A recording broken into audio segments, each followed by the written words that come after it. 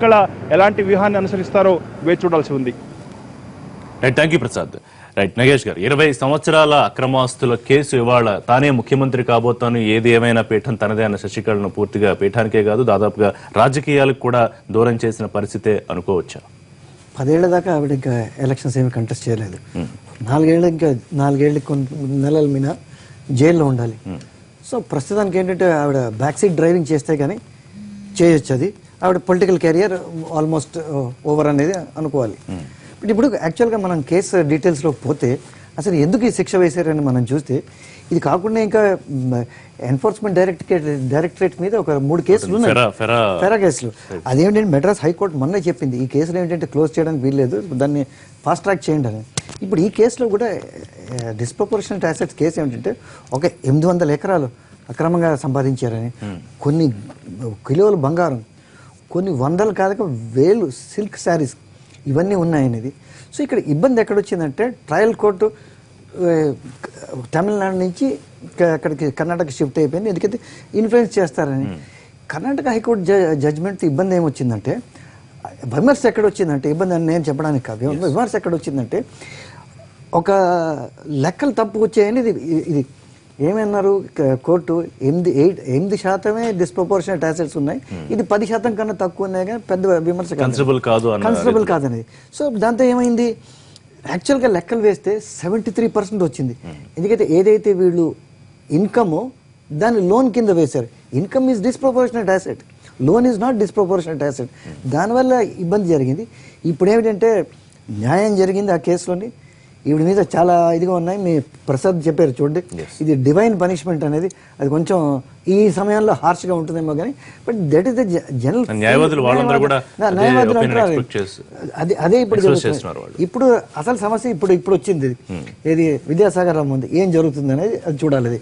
ఏది ముకుల్ రోహత్గి చెప్పినట్టుగా మాట్లాడదాం, ఏం జరుగుతుంది ఇప్పుడు. గవర్నర్ కోర్టులో కంప్లీట్ గా బాల్ ఉంది కాబట్టి ఆయన ఏ నిర్ణయం తీసుకుంటారు. కృష్ణ గారు, ఒకసారి తీర్పు గురించి మాట్లాడుకుంటే కనుక, ఇప్పుడు న్యాయవాదులు చెప్తున్నట్టుగా ఒక అక్రమ రాజకీయాలకు లేకపోతే అవినీతి రాజకీయాలకు ఇది చెంపపెట్టి లాంటి తీర్పు అని అభిప్రాయపడుతున్నారు. అట్లాగే చూడాల్సిన అవసరం ఉందా?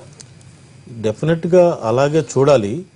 కానీ ఇటువంటి కేసెస్లో ఎవరో ఒక ఇండివిజువల్ ఒక కంప్లైంట్ ఇచ్చినందువల్ల, లేదు ఇంకొక గవర్నమెంట్ సెంట్రల్లో ఎగనెస్ట్గా ఉండి సిబిఐని యూజ్ చేసుకోవటం, లేకపోతే మనకేదో పర్సనల్గా గ్రీవెన్స్ ఉండి ఒక కంప్లైంట్ ఇవ్వటం, ఈ కాకుండా ఈ పొలిటికల్ కరప్షన్ గురించి కూడా ఒక స్పెషల్ మిషనరీ అయితే అవసరం ఇండియాలో. ఇప్పుడు ప్రివెన్షన్ ఆఫ్ కరప్షన్ యాక్ట్ పొలిటీషియన్స్కి వీళ్ళకి కూడా అప్లై అవుతుంది. దాన్ని ఎప్పుడు యూజ్ చేస్తున్నారంటే వాళ్ళకి ఏదన్నా అవసరమైనప్పుడు యూజ్ చేస్తున్నారు. అదేవిధంగా ఎంప్లాయీస్ కూడా అదే ఉంది. ఎంప్లాయీస్లో కూడా వాళ్ళకి అవసరమైనప్పుడు యూజ్ చేస్తూ ఉంటారు, కంప్లైంట్ ఇచ్చినప్పుడు చేస్తూ ఉంటారు. కానీ పొలిటికల్గా ఉన్నప్పుడు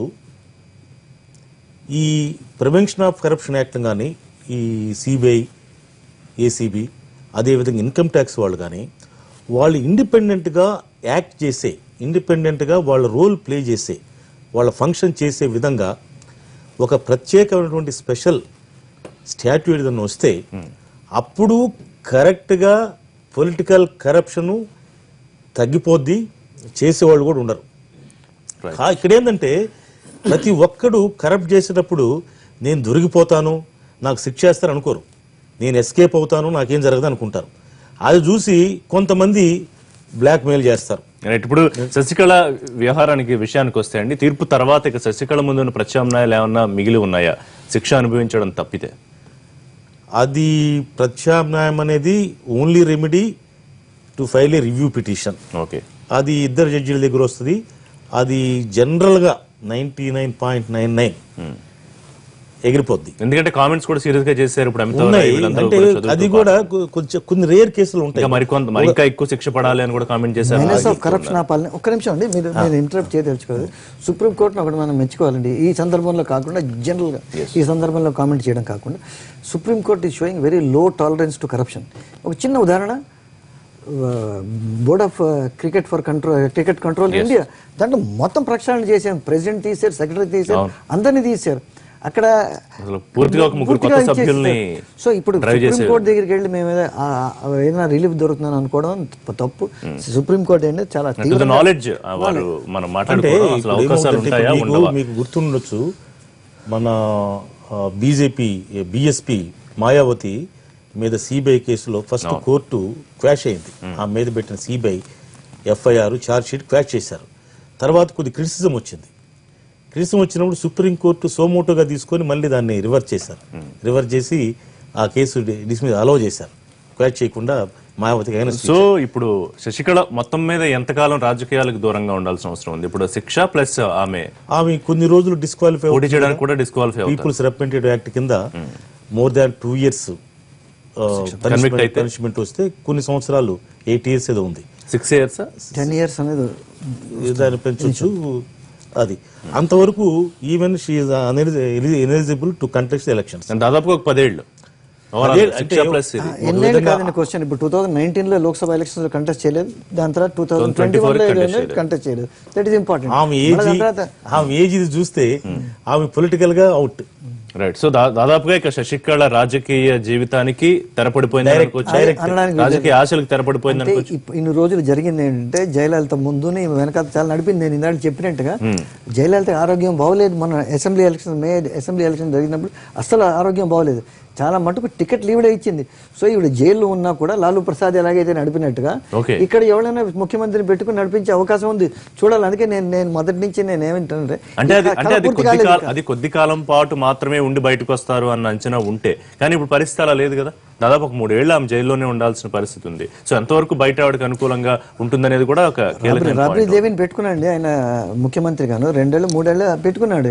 ఈయన కూడా ఆల్రెడీ 2 పేర్లు పళనియప్పను కొత్తగా ఇప్పుడేదో వారి మేనల్లో తీసుకొస్తారు. కానీ ఒక్కటండి దీంట్లో ఈ సినారియోలో డిఎంఏకి ఫుల్ అడ్వాంటేజ్. డిఎంకేకి ఎందుకంటే ఇక్కడ శశికళని పక్కన పెట్టండి, main Jayalalithaa supreme of the party and chief minister. ఆమె మీద అలిగేషన్స్ ప్రూవ్ అయినాయి, అంతే కదా. ఆమె మీద అలిగేషన్స్ ప్రూవ్ అయితే ఏంటి, ఆమె గవర్నమెంట్ మీద అలిగేషన్స్, ఆమె పార్టీ మీద అలిగేషన్స్. మీ పార్టీ హెడ్, మీ పార్టీయే ఇండైరెక్ట్ గా your party involved in corruption. So దీన్ని డిఎంకే తనకు అనుకూలంగా మార్చిన అవకాశం ఉందనేది ఎంతవరకు మాట్లాడదాం. Will discuss. ఒకసారి గోల్డెన్ బే రిసార్ట్స్ దగ్గర మా స్పెషల్ రిపోర్టర్ దినకర్ ఉన్నారు. అక్కడ ఏం జరుగుతుందో తెలుసుకునే ప్రయత్నం చేద్దాం. తన లైవ్ లో అప్డేట్ చేస్తారు. దినకర్. రైట్ రిషి, గోల్డెన్ బే రిసార్ట్స్ దగ్గర ప్రత్యక్షంగా విజువల్స్ లో చూస్తున్నాం. పోలీసుల భద్రత కట్టుదిట్టం చేశారు. ప్లటూన్ల కొద్ది పోలీసులు ఇక్కడికి వస్తున్నారు. దాదాపు 25 వాహనాల్లో వచ్చినటువంటి పోలీసులు దాదాపు 1 కిలోమీటర్ దూరంలో ఉన్నారు. తీర్పు వచ్చిన వెంటనే కూడా మొత్తం ఈస్ట్ కోస్ట్ రోడ్లోని గోల్డెన్ బే రిసార్ట్ దగ్గర ముందర ఉన్నటువంటి ప్రాంతాల్లో కేవలం ఈ సెక్యూరిటీ కనిపిస్తుంది. లోపలికి ఇందాక మాత్రం వెళ్ళినటువంటి పోలీసులు మాత్రం ఇంకా 25 వాహనాలు లోపలికి వెళ్ళారు. మహిళా పోలీసులు 5 వాహనాల్లో వెళ్ళినటువంటి పరిస్థితి మనకు కనిపించింది. అయితే లోపలికి వెళ్తున్నటువంటి పోలీసులందరూ కూడా గోల్డెన్ బే రిసార్ట్స్ లోపలికి వెళ్ళారా లేదన్నది ఇంకా అంటే రిసార్ట్ లోపల ఎవరైతే ఎమ్మెల్యే లోపల ఉన్నారో ఆ లోపల వెళ్ళారా లేదన్నది మాత్రం తేలాల్సిన అవసరం ఉంది. ఎందుకంటే ఇక్కడ 2 కిలోమీటర్ల ముందునే మొత్తం మీడియానంతా కంట్రోల్ చేయడం జరిగింది. ఒకవేళ దోషిగా తేలిన నేపథ్యంలో ఏమైనా గొడవలు జరుగుతాయో ఉన్నటువంటి ముందు జాగ్రత్త చర్యగా పోలీసులంతా కూడా ఇక్కడ ఉన్నటువంటి స్థానికులు కూడా ఎవరిని లోపలికి రానివద్దని చెప్పి వెళ్ళకని చెప్పి కూడా చెప్పడంతో మొత్తం అంతా ఇళ్లకన్నిటి కూడా వాకిలు తీసుకొని లోపల ఉన్నటువంటి పరిస్థితి నెలకొంది. ప్రస్తుతం నేను ప్రధానంగా గోల్డెన్ బే రిసార్ట్స్ ప్రధాన మార్గం ముందర ఉన్నాను. ఈ రిసార్ట్స్ ముందర ఉన్నటువంటి గ్రామస్తులంతా ఇంతకుముందు ఇక్కడ సెలబ్రేషన్స్ చేసుకున్నారు. వీళ్ళంతా కొద్దిమంది ఓ పన్నీర్సెల్వం వర్గం నేతలుగా భావించవచ్చు. ఈ గోల్డెన్ బే రిసార్ట్స్కి వెళ్లే మార్గం ఏదైతే ఉంది ఈ మార్గం నిండా దాదాపు 2 కిలోమీటర్ల పొడవు మొత్తం ఇదంతా ఉంటుంది. పోలీసులు ప్రత్యేకమైనటువంటి పోలీసులంతా ఉన్నారు.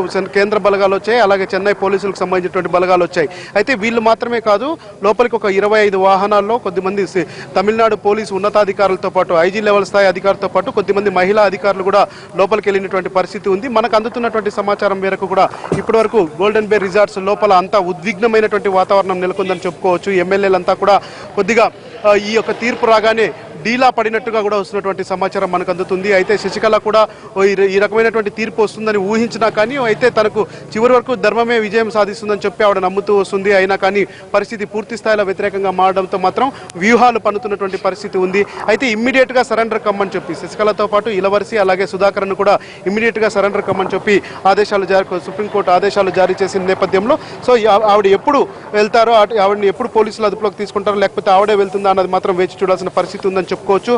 ఎమ్మెల్యేలకు కానీ ఆ తర్వాత కీలకమైనటువంటి మంత్రులకు కానీ గోల్డెన్ బే రిసార్ట్స్లో కొన్ని కీలకమైనటువంటి ఆదేశాలు పోతున్నాయి. శశికళ వారితో మాట్లాడుతున్నటువంటి పరిస్థితి ఉంది.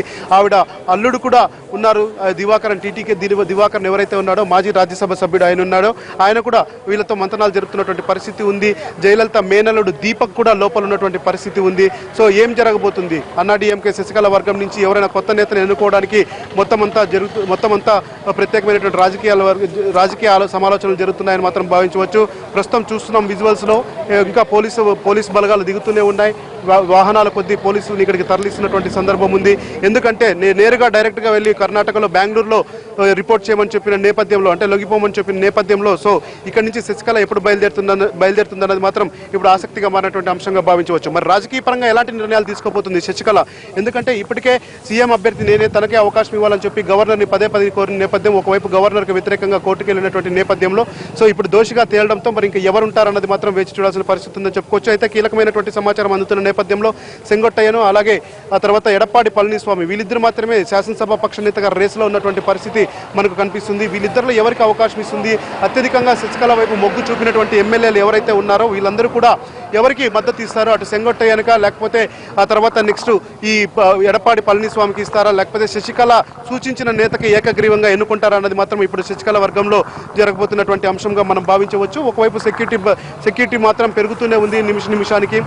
లోపలికి కూడా చాలా మంది పోలీసులను తీసుకెళ్లినటువంటి పరిస్థితి ఉంది. మరి ఎమ్మెల్యేలు ఎలా రియాక్ట్ అవుతారన్నది చూడాలి. ఎందుకంటే ఓ పన్నీర్సెల్వం వర్గం పూర్తి స్థాయిలో ఎదురు చూస్తున్నటువంటి సందర్భం ఉంది. ఎందుకంటే ఒకవేళ శశికళ దోషిగా తెలితే ఈ వర్గంలో ఉన్నటువంటి ఎమ్మెల్యేలంతా కూడా అటువైపు నైతికంగా అటువైపు వెళ్తారని చెప్పి ఆ వర్గం భావిస్తుంది. మరి ఇక్కడ నుంచి ఎమ్మెల్యేలు వెళ్తారా, లేకపోతే ఇక్కడ నుంచి ఎమ్మెల్యేలు వెళ్లకుండా ఎలాంటి వ్యూహాలు పన్నుతుంది శశికళ, అలాగే దీనికి సంబంధించి నాయకులందరికీ కూడా ఎలాంటి సూచనలు ఇస్తుంది అన్నది కూడా వేచి చూడాల్సిన పరిస్థితి అని చెప్పుకోవచ్చు. గోల్డెన్ బే రిసార్ట్స్లో మరికొన్ని గంటల పాటు కీలకమైనటువంటి పరిణామాలు చోటు చేసుకోబోతున్నాయి. ఎమ్మెల్యేలని కాపాడుకోవడానికి అన్ని ప్రయత్నాలు చేస్తున్నారు.